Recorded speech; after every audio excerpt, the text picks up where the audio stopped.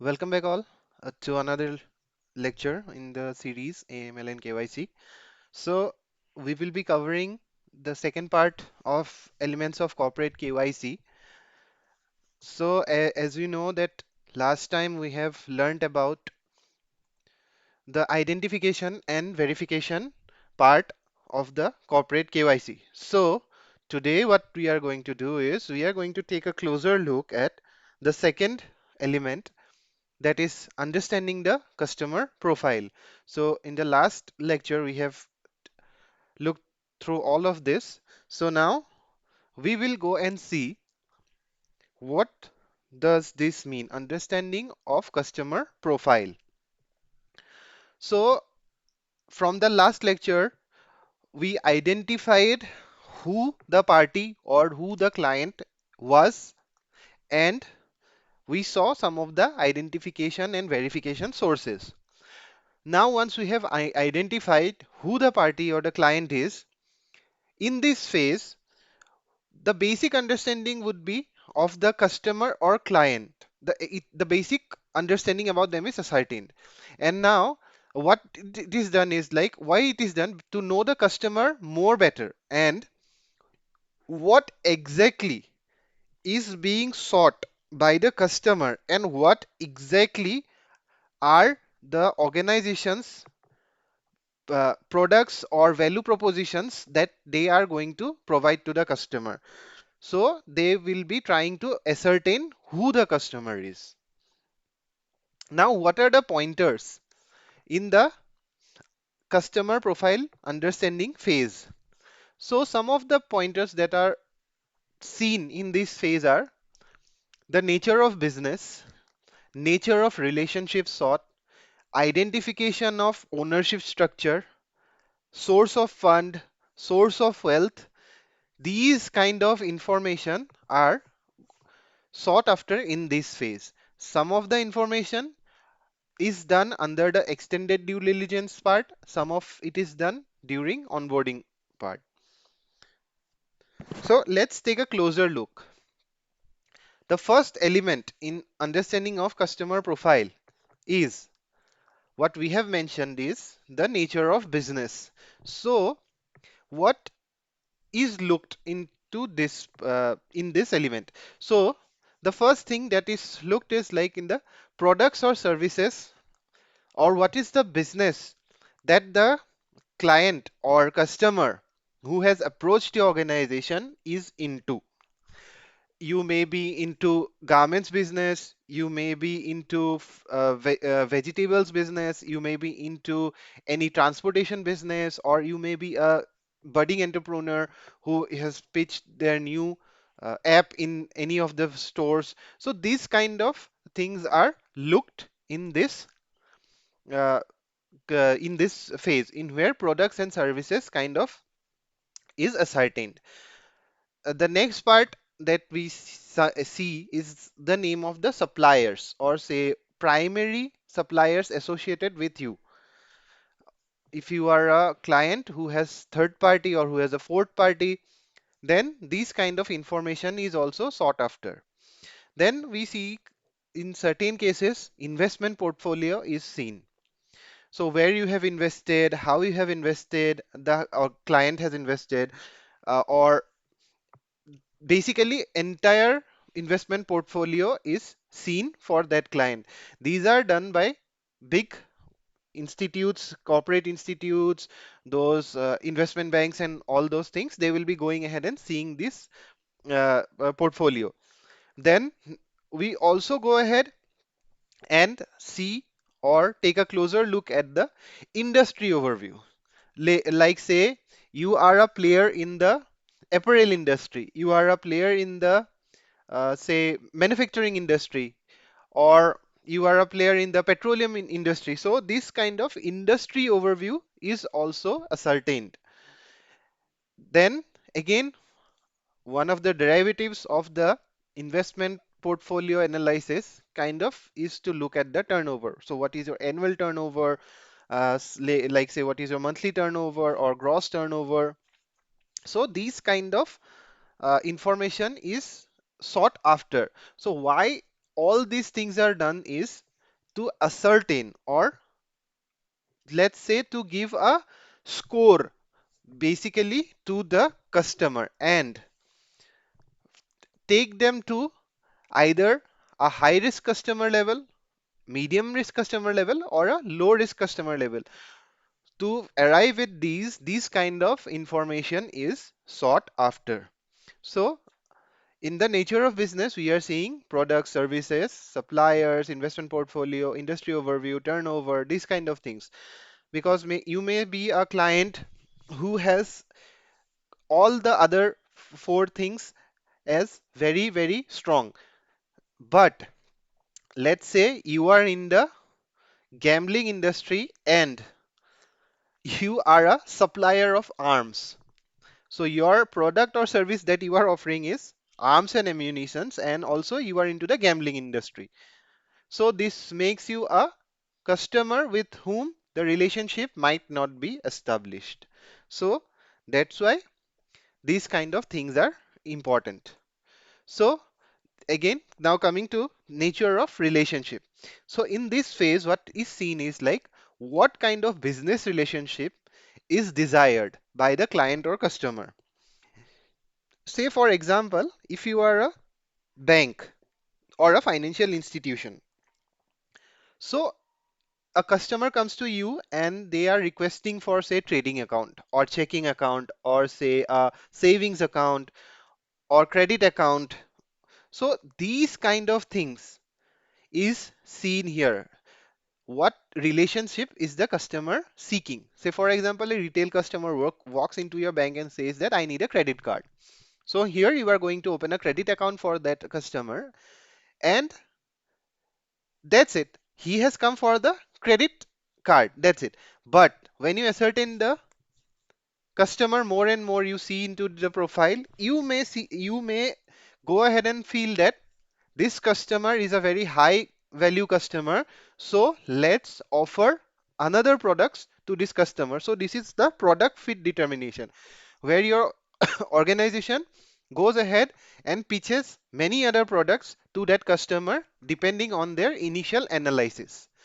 So in this phase, in the nature of relationship, both side is checked, like what the customer is coming to for your organization and what your organization can provide to the customer.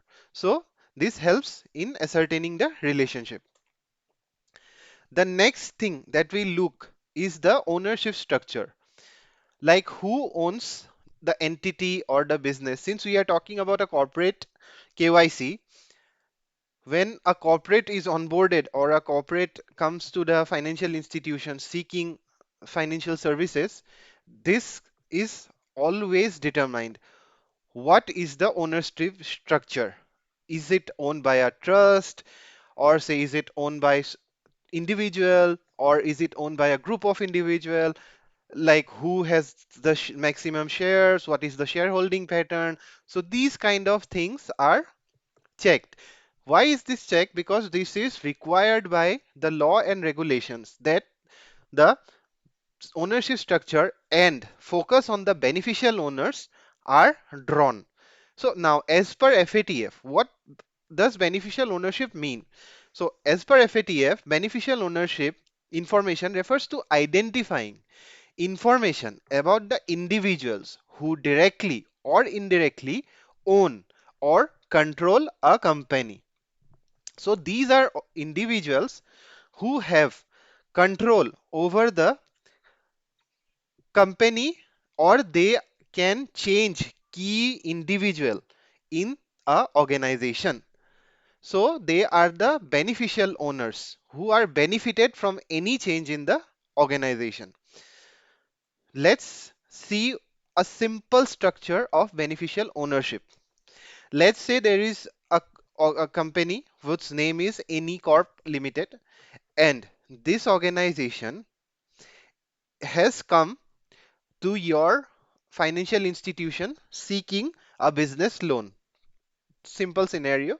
So during our identification of beneficial ownership stage, we will be going ahead and seeing if Any Corp Limited is controlled by any other entity, or who controls Any Corp Limited. So during our analysis, we found out that Any Corp Limited is controlled or is held 100% by Any Corp Holdings Limited.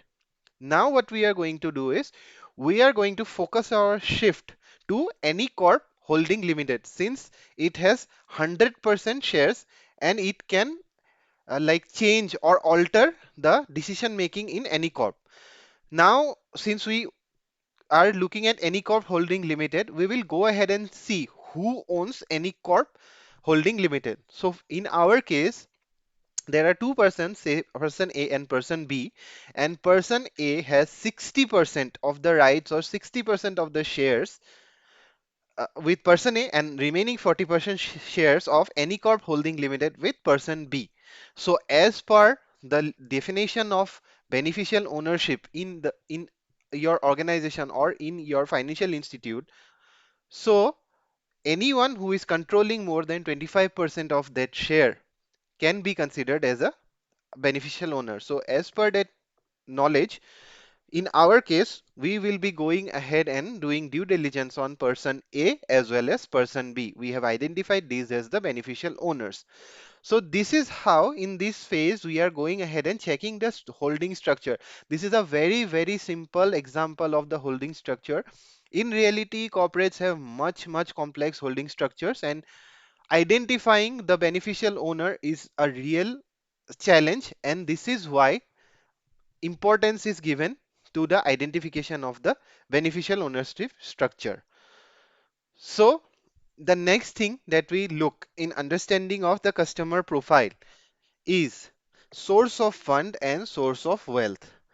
So remember, these kind of things are generally done in EDD, but sometimes if you are a client who is from a high risk industry, these kind of things are done in the initial phases also.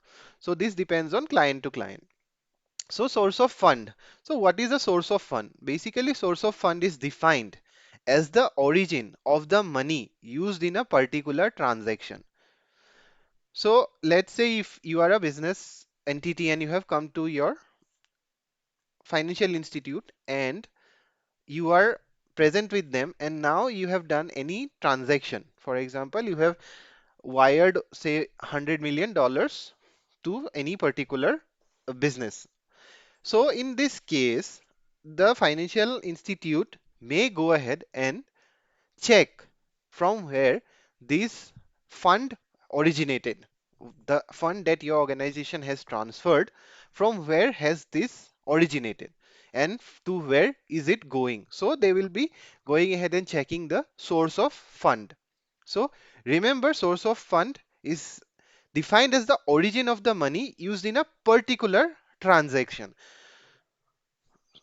Now let's see the next part, that is the source of wealth. Source of wealth is the origin of all the money a person or a business has accumulated over their lifetime. So what is the difference between source of fund and source of wealth is, source of fund is kind of concentrated in transactions or basically a limited area. So it is not the aggregation of everything, but source of wealth is the aggregation of everything taken into consideration. So if I, this is a general Google search, you can go and just type in source of wealth. From there, you will see that source of wealth includes inheritance, any lottery or gambling win, divorce settlements, savings, employment income, property sale, ownership of a business, investments, company sale, sale of shares. So whatever it is, these everything is included and determined and calculated, and your wealth is calculated. So source of fund and source of wealth are two different entities. So remember, this is also done while checking or understanding the customer profile. So guys, that's it for today. We have taken a brief understanding about what does the phase understanding of customer profile means. In our next lecture, we will be going ahead and seeing the next part of the elements of corporate KYC, that is identification of associated parties. Here we are going to talk in more deeply, and we are going to see certain examples of the beneficial ownership structure, or the UBO, ultimate beneficial owner. So we will also go ahead and see what are other associated parties that are present while doing this phase, and what are the things that we check for. So thank you all once again, as always, for your love and support. Keep subscribing and remember to watch the video till the last, because you will get much clear understanding of two of the phases of corporate KYC. So see you in the next lecture. Till then, take care. Bye bye.